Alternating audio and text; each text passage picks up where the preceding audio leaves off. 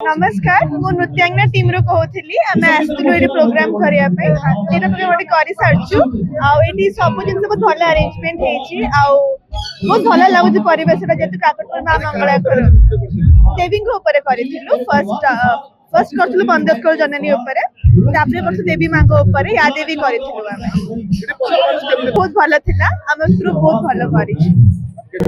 बहुत खुशी लगुच जेहेतु ओडिसी हमर शास्त्रीय नृत्य एठी आसिक आमे एते जण सांगरे हे कि डांस करिछु आ हम गुरु भी हम सहित अछंती निश्चय बहुत भल लागुच। आज काकटपुर ठारे दोल महोत्सव एवं बाड़ी खेलर पुनरुद्धार पई जो ये कार्यक्रम आयोजन हेछि मु उद्घाटक हिसाब रे उद्घाटन करी निजुको सौभाग्यशाली मन करूची। हमर ओडिया अस्मिता ओडिया संस्कृति को उज्जीवित करने सहित ये अंचल रे एकता भाईचारा सौहार्दपूर्ण वातावरण सृष्टि करिवारे ये निश्चित भाव में सफल हेबो एवं आमे समस्ते जानिचे दोल पूर्णिमा रे सॉरी दोल उत्सव रे दोल गोविंद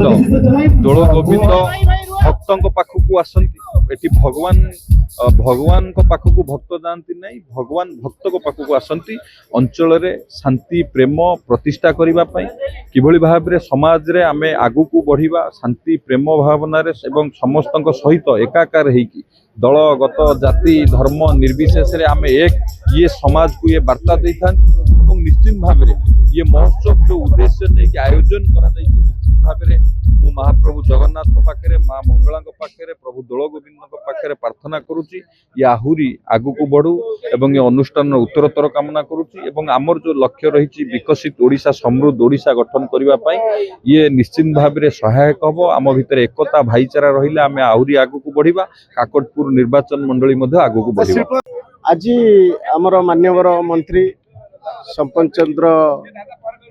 स्वाई महोदय उपस्थित रहिले मान्यवर विधायक आश्रित पट्टनायक महोदय उपस्थित रहिले एवं आज जो भव्य कार्य जेते संख्यार आमे चिंता करिथिलु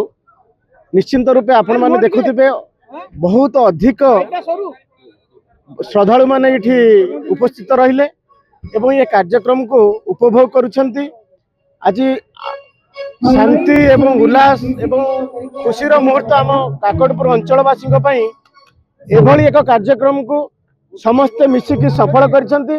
एवं काकटपुर दोल महोत्सव समितिर समस्त सदस्य माने दिन राति एक करी ए कार्यक्रम को